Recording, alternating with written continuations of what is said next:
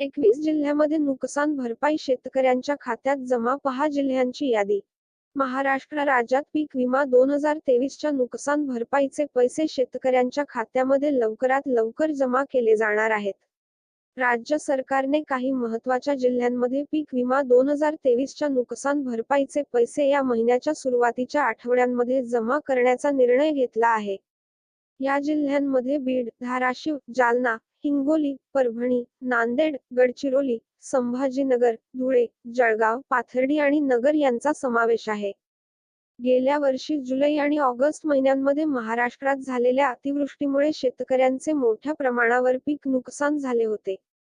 त्यामुळे राज्य सरकारने या जिल्ह्यांमध्ये पीक विमा 2023च्या नुकसान भरपाईचे पैसे तातडीने जमा करण्याचा निर्णय घेतला आहे.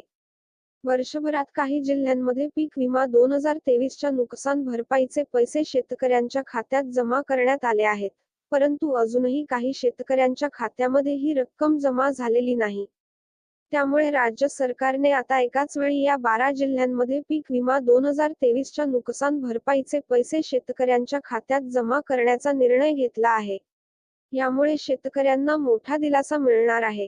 या निर्णयामुळे अंदाजे 50,000 पेक्षा जास्त शेतकऱ्यांना लाभ मिळणार असल्याचे राज्य सरकारने स्पष्ट केले आहे.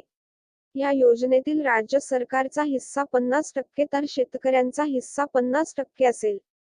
या घोषणेमुळे महाराष्ट्रातील शेतकऱ्यांना मोठा दिलासा मिळाला आहे, कारण गेल्या काही दिवसांपासून त्यांच्याकडून समोर येणारी नाराजीची भावना कमी झाल्याचे दिसते.